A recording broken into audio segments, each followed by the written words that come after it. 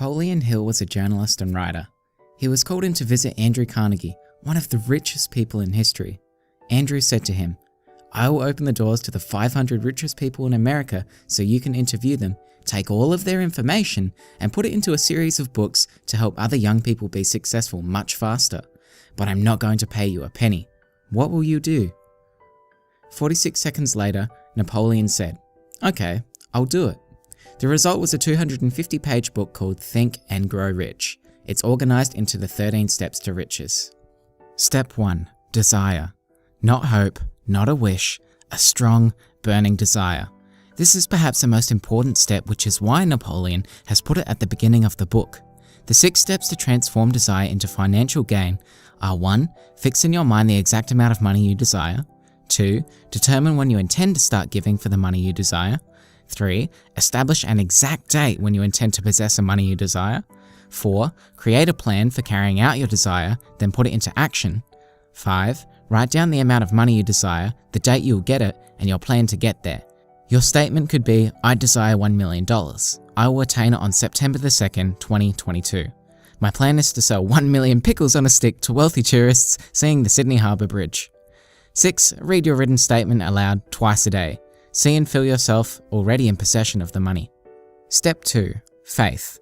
Faith is a strong, emotionally charged belief.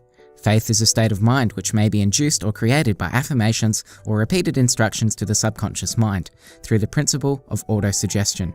You develop faith after you have mastered the 13 principles in this book, but especially autosuggestion, which we will learn from Step 3, autosuggestion. Autosuggestion is the agency of control through which an individual may voluntarily feed his subconscious mind on thoughts of a creative nature or, by neglect, permit thoughts of a destructive nature to find their way into this rich garden of the mind. It supports the first 2 principles of desire and faith. Before you move on to the next steps, repeat the 6 steps from Step 1.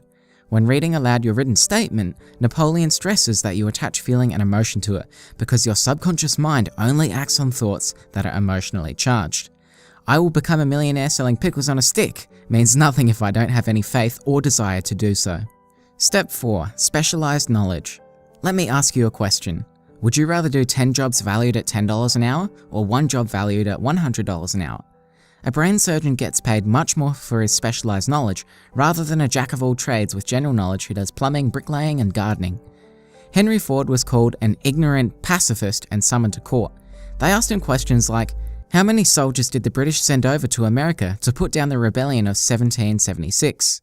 Henry replied, "If I should really want to answer the foolish question you have just asked, or any of the other questions you have been asking me, let me remind you that I have a row of electric push buttons on my desk, and by pushing the right button, I can summon to my aid men who can answer any question I desire to ask concerning the business to which I am devoting most of my efforts.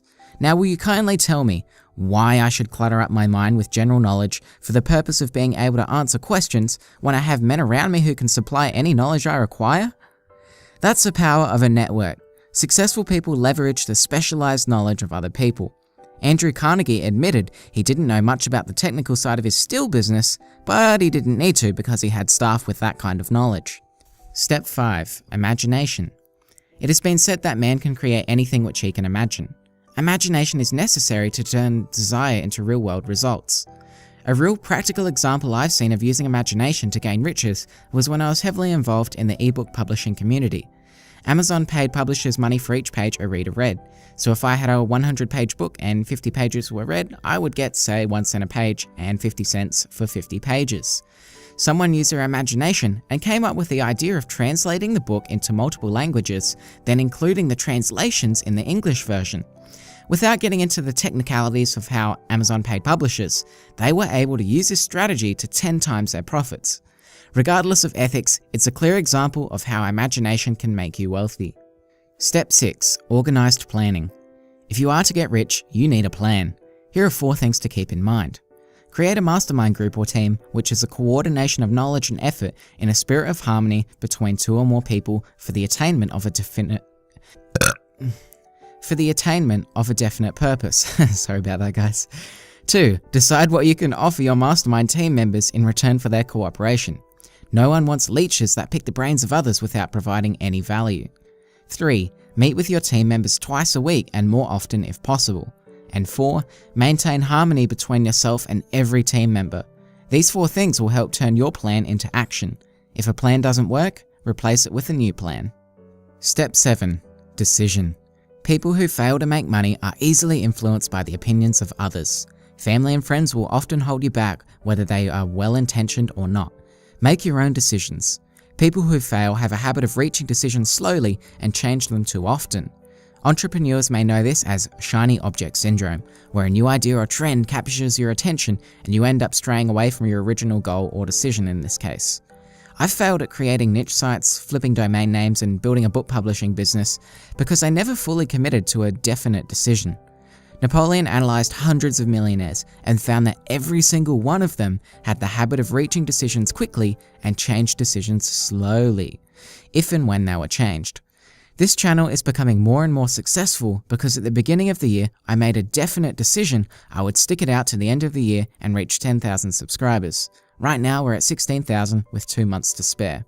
Step 8. Persistence. There's not much more to say here. Rich people persist. The more intense your desire, the more you're likely to persist. A mastermind group will also help you. Colonel Sanders, founder of the fast food chain KFC, failed 1,009 times before he sold his recipe for Kentucky Fried Chicken. Step 9. The power of the mastermind. To refresh your memory, a mastermind is a coordination of knowledge and effort in a spirit of harmony between 2 or more people for the attainment of a definite purpose. The biggest benefit of masterminds is synergy. 1 + 1 = 3. This is the same concept as Stephen Covey's win-win principle. The minds within the group become something more than the sum of their parts, so greater things can be achieved. Step 10. The mystery of sex transmutation. Destroy the sex glands, whether in man or beast, and you have removed the major source of action. A bull becomes docile as a cow after it has been altered sexually. Sexual desire is one of the most powerful human desires. Men with sexual drive develop imagination, courage, willpower, persistence, and creative ability. It's a powerful driving force that can be channeled into other creative pursuits. One of America's most successful businessmen admitted that his attractive secretary was responsible for most of the plans he created. Her presence lifted him to heights of creative imagination. Step 11. The subconscious mind. Positive and negative emotions cannot occupy the mind at the same time. One or the other must dominate. It is your responsibility to make sure that positive emotions constitute the dominating influence of your mind. The 7 most powerful positive emotions are desire, faith, love, sex, enthusiasm, romance, and hope. Napoleon encourages us to form a habit of applying these positive emotions. Maybe you could show love today by hugging someone. Step 12. The brain. I don't know what Napoleon was smoking when he wrote this chapter. If there's a point in the book where a reader will stop reading, this is it. But anyway, my understanding is that there's this collective mind that we can all tap into by irradiating the correct frequency from our brains, or something like that. His explanations seem to be in line with ones of psychedelic experiences. I don't know what else to say about this one. If you've read the book, I'd be interested to hear your thoughts on this.